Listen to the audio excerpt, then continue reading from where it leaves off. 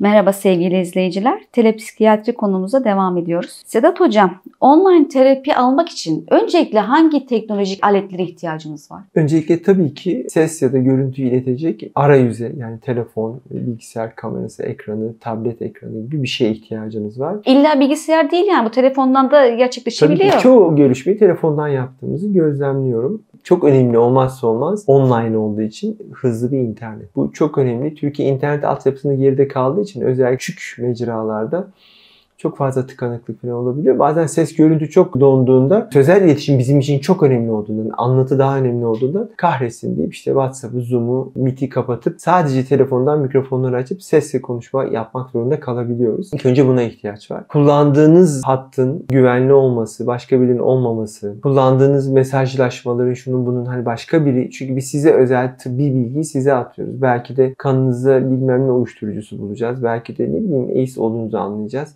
Yani çok önemli. Yani amcanızın telefonundan mesajlaşıp görüşme yapmasanız iyi olur. Yani bu yüzden ben soruyorum. Kişisel namahremiyetinizi sağlayabilecek koşullarda ve ortamda mısınız? Yan odada görüşüyorsun diye eşin ya da akrabaların dinliyorsa kendini rahat hissetmeyebilir danışan. Bunlar olmazsa olmaz gerekli koşullar. Kişisel olarak dışarıda rüzgar varsa dikkati vermek çok zor oluyor. Benim kişisel olarak huzursuz olduklarım. Hasta çok hareket ediyorsa ekranla, telefonla, bazen yürüyorlar, bir şey yapıyorlar. Hani bu da çok dikkat dağıtıcı oluyor. Ya ne olur sabit olabileceğiniz bir yere geçer misiniz? İstiyorsanız ondan sonra görüşelim falan demek gerekiyor. Bunun dışında hani ışığın açısı, yüzü, mimiği görebilmek açısından hani kişiler çok bu konuda bilgisiz oluyorlar. Yani ışık karşıdan gelmeli yüzlerine. Yani aydınlık diye ve onlar beni rahat görebiliyor diye işte pencerene gidip ters oturuyor falan. Hani o zaman ben karanlık hiçbir şey görmüyorum. Kamera açmanın bir önemi olmuyor. Bunların hani görüşme sırasında çok teknik ayrıntılar.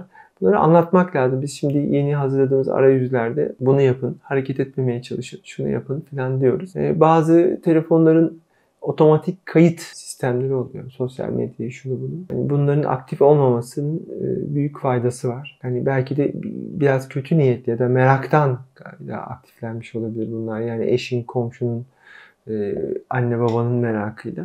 Bu da kişini ciddi anlamda sıkıntıya sokabilecek şeyler. Terapist anlamında bu danışmanlığı verenlerin zaten sürekli olarak kayıt altında olduklarını ben birkaç deneyim yaşadım. Yani her söylediğim sürekli olarak yani televizyon ekranından 84 milyona yayınlanıyormuş gibi. Belki bu bir dezavantaj olabilir. Sizi sınırlayıp daha az rahat bırakıyor olabilir. Daha ölçülü konuşmanızı sağlayabilir. Ama bir artısı da şu olabilir. Kayıt altında oluyor olmanız. Tahmin ediyorum pek çok sınırsız davranışları, terapi sınırlarına uymayacak davranışları da engelleyecektir diye düşünüyorum. Yani kişisel sınırların terapi sınırı dışına aşılmayacağını düşünüyorum. Danışanlar gizlilik ve güvenlik önlemleri için ne yapmalılar? Şimdi sırf danışanlar değil, ikimizin de sorumluluğu. Zoom'da falan da vardır. Yani ekranı paylaşırken ya da sunum yapılırken toplantıyı bir kaydetme kararı verdiğinde özellikle host, diğerleri Host dediğimiz host dediğimiz sunumu, yayını yapan. moderatör. Evet, yani o oturumu başlatan ve yayını yapan ev sahibi. Kaydı başlat dediğinde diğer ekranlarda bu kayda izin veriyor musunuz butonu çıkıyor. Bu bir kural. Zaten yani ben bunu kaydetmek istiyorum diye danışmanıza büyük fayda var. Sizin özel bir programınız varsa. Habersiz kayıt ne olursa olsun iki taraf için de sorundur. İki tarafın da bu kayıtla ilgili bir bilgisi olması lazım. İki tarafın da sorumluluğu bu. İki tarafın da bu kaydı yani kendi kişisel alanı ve tedavi güncellemeleri dışında paylaşmamasında fayda var. Muhtemelen bu hani hard diskiniz tamire gittiğinde şu olduğunda bu olduğunda siz öldüğünüzde falan ilginç bir şey varsa tabii ki paylaşılacak yani. Yayılacak dünya ve bu yasak çok anlamlı olmayacak. Bu yüzden hani kayıt altındaki görüşmelerde sizi sıkıntıya sokabilecek ya da danışmanı sıkıntıya sokabilecek alanlardan uzak durmakta fayda var. Ben bu yüzden bunların hepsinin yazılı çalışmalarla desteklenmesini çok istiyorum. Bana anlatamadıklarını lütfen yazar mısın diyorum. E-posta ile şunu önceden gönder, ben de dersimi çalışayım.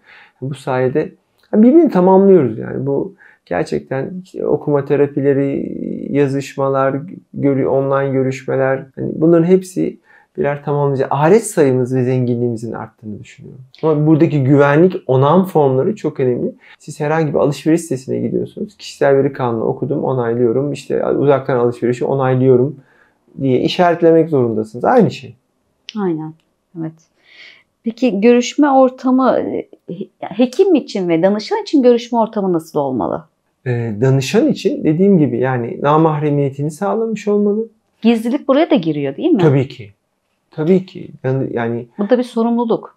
evet yani mesela yapamadık görüşmeyi, bir memurdu. Özellikle meslekleri psikiyatriye geldiği için etkilenebilecek kişiler sıkıntı yaşıyorlar. Ek görev verilmiş bunlara, bir maç mı ne bir şey olmuş çıkmış. Yani bağlandık, bir otobüste yani gidiyor. Göreve gidiyor.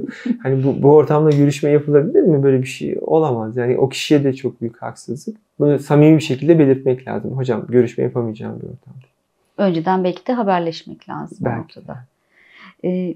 Görüşme süresi için bir standart var mı?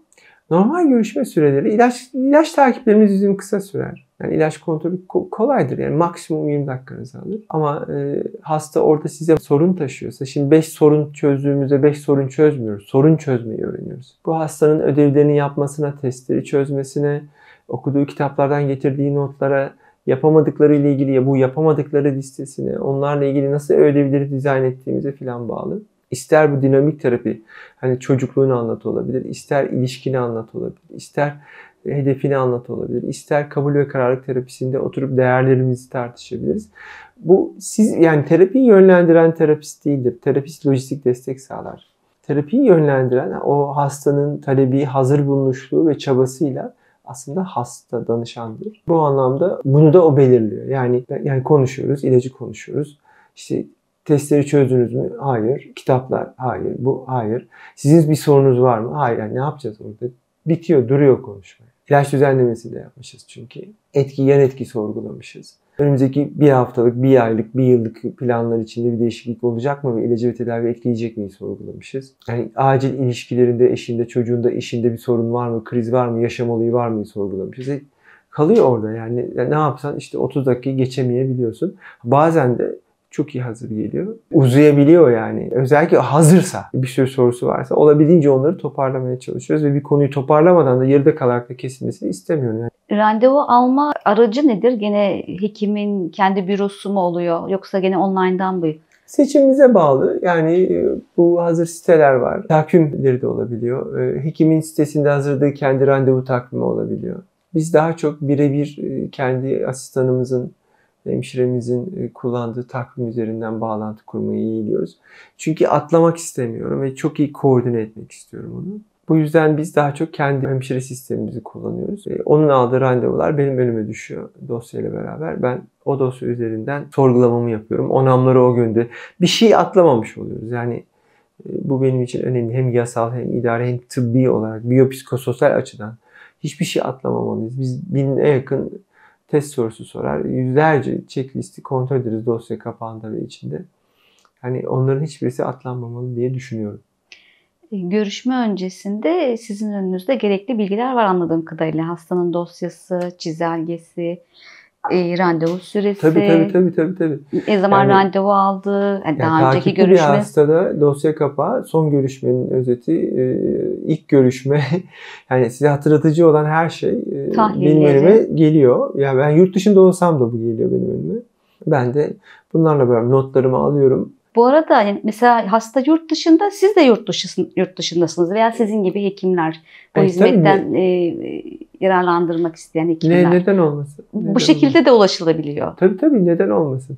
Orada da en önemli. Sizin ofisinizde olmanız gerekmiyor yani. Hayır, bu online'ın güzelliği bu. Muhtemelen hani yakın zamanda toplantılar, kongreler yüzünden çok sık bir şekilde yurt dışında olacağım. Oradaki en büyük sorun saat farkı. Anlaşırken hani Türkiye saatiyle şu diye belirlemenizde fayda var. Eğer terapistseniz ve böyle dolaşıyorsanız benim hani 4-5 ülkenin saatini gösteren dünya saati ekranım var. Yani Washington'da saat bu. Podgoriçke'de bu. İşte İstanbul'da bu diye. Yani Türkiye saatiyle şu saatte diye anlaşmanız lazım. Görüşme sırasında danışan yanında neler bulundurmalı? Nasıl hazırlıklı olmalı? Yani ilk görüşme ise geçmiş tedaviyle ilgili notları, varsa tahlilleri, varsa MR, EEG raporu bizim için değerli. Bunların hemen çünkü dosyayı oluşturmak için, geliştirmek için çok değerli veriler biyolojik anlamda. Kendi hastalığıyla ilgili notlar alması çok değerli olur. Tekrarlayan görüşmelerde ise mutlaka ilaç yan etkilerini, Ve bu süreçte yaşadığı yaşam olayları, bunun etkisi, ilaca bağlı etki, atak geçirirse bunu tetikleyen ne? Bizim bir izlem çizelgesi mantığımız var. Onu anlatacağım uzun uzun. Hazır bitirdik biz o izlem çizelgesini. PDF formatını da bitirdik. Ve orada izlem çizelgesi videosunun linkini de ekleyerek bu hafta içinde onu çekeceğim. İnsan kendini öyle izlemeli hastalığını ve onun önünde olmalı. Ki bir şey atlamıyor, hiçbir şey atlamıyor. Benim bu dijital ortamda hoşuma giden ki deneyimlemek istiyorum. Görüşmede ne konuşmuştum, ben şurayı unuttum dediğinizde hatırlama işi size kalmıyor. Eğer o görüşmeyi ben kayıt altına aldıysam orada ne konuşmuşuz diye geri dönebilip izleyebilirim. Kesinlikle, yani bu konuda giderek daha deneyim kazanıp bunu ben hastadan talep etmek istiyorum. Yani çünkü özellikle yapılandırılmış görüşme yaparken, atak eğitimi anlatırken, otomatik olumsuz düşüncelerle nasıl mücadele edilir, 15 düşünce hatasıyla nasıl mücadele edilir gibi akt çalışırken, değerler çalışırken bunların kaydedilmesi ve tekrar dinlenmesinin ben terapötik etkisinin daha etkili olacağını, kişinin unutmayacağını, yani bu bunu demişin çok önemli olduğunu düşünüyorum. Yüz yüze görüşmelerde de hasta talep ederse böyle bir kayıt alabiliyor mu? Daha önceden talepleri oldu tabii ki. Ben her zaman izin verdim. Vermeyen de olabilir. Bu artık hekimin yoğurt yiyiş tarzına bağlı diye düşünüyorum. Ben vermek niyetindeyim. Belki de bizim fetva vermelerimizi de kestirip atmalarımızı daha çok bizi de daha terapi sınırları içine sokabilir. Yani kendimi de keskin olduğunu bazen şöyle anlıyorum. Hocam mesela yolda görüyorum beni. Hocam bana boşan dediniz, boşan. Hayır, boşan demedim. Hiçbir zaman hiç kimseye boşan demem yani. Ya da evlen demem ya da sürdür demem. Sadece bunun seçeneklerini açarız. Yani sürdürmenin, sürdürmemenin seçeneklerini çalışırız tahtada. Artıları, eksileri, olumlu ve olumsuz tarafları kişi karar verir. Ama kişi kendi içinde orada bir karar verir ve bu tarafı şeymiş, bu Ya da tarafı bana boşan demek istiyor gibi algı. Yani hasta hazır bulunduğunu alır. Yani biraz hani işine geldiğini alır diyeyim. Hazır bulunduğunu, duymak istediğini alır. Geri kalanı çok duymaz. Bu anlamda da kaydın önemli olduğunu, beni de daha terapötik sınır içinde tutacağını düşünüyorum. Yani insan yaptığı şeyin altına imza atıyorsa bunun kaydedilmesinden de çok çekinmemeli. Belki bizi de daha ölçülü ve tutarlı yapacak diye düşünüyorum. Çok teşekkür ediyorum. Ben teşekkür ederim. Görüşmek üzere.